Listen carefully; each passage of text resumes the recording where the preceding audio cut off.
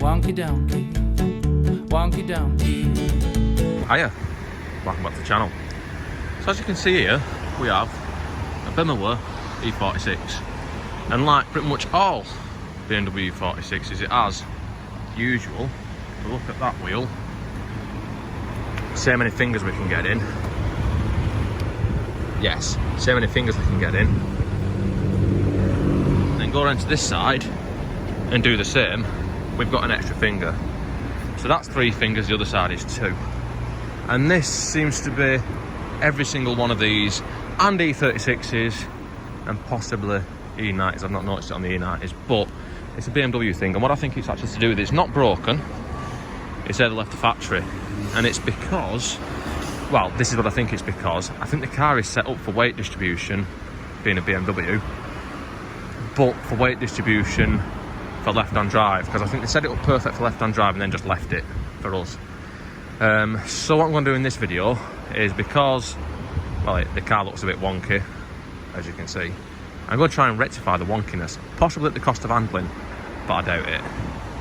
So let's get on with that. But first, I'll just elaborate a little bit to what I mean. So, when a car is set up for the track focusing a car, you put it on scales on each wheel, and you set the suspension so it's got the same weight on each wheel. And as a result, some suspension will be loaded more than others, and the car can end up looking a little bit wonky. And to do that, you should set it with the driver in the car, or some ballast to represent the driver in the car, obviously. And when you're setting up for a track, there is only the driver in the car, or there should only be the driver in the car, hence why I think it's set up for left-hand drive. There's probably going to be someone who's going to point out that that one that is lower is where the battery is, and that is true. The battery is right above the one where it's lower, but I don't think it's just the battery that's causing this side to be lower. So I have put 25 kilos of race car ballast on that side, and I'm going to drive it to let it settle and then see if it's still lower. And with 25 kilos of ballast on this side, I'm still getting 3 fingers. It's a tight 3 fingers, but I'm getting 3 fingers. If I go around to the side, I'm getting a tight 2 fingers. So that doesn't seem to have evened it up at all. So I don't think it is the battery that causes this.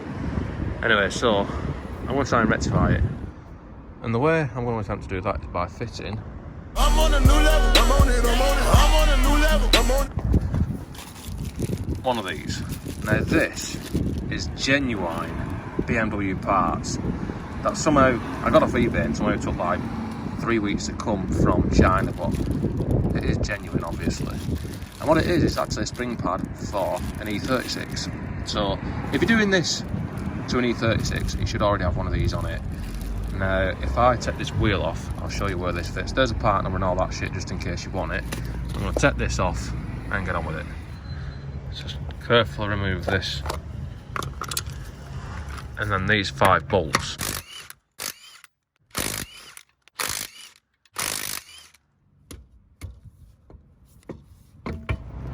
And now that's off, I can show you where the new one's going to go. Now, it does already have a spring pad on it, but it is a lot thinner.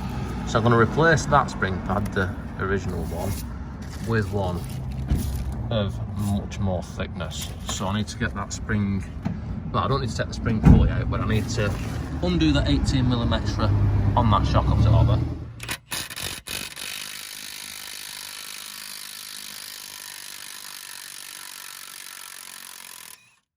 Yes.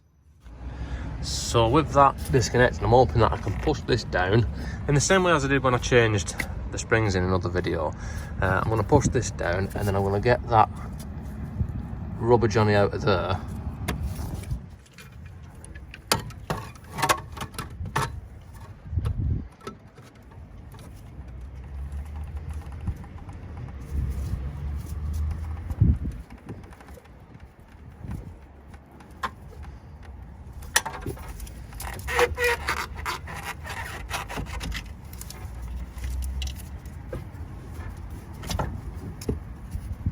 Yes.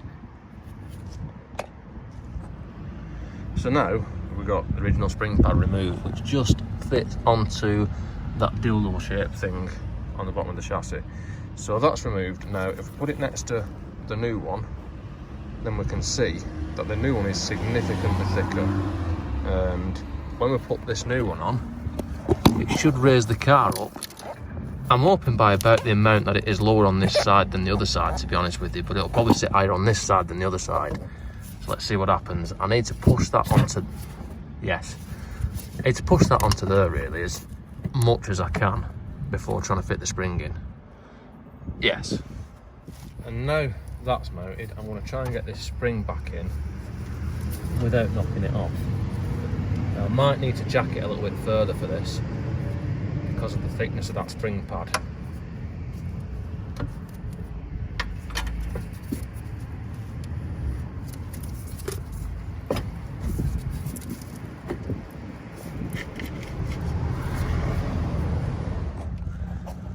Yes.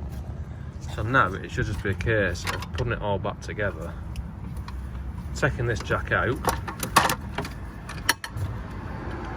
and then putting it under here to make it easier to line the shocker buckle.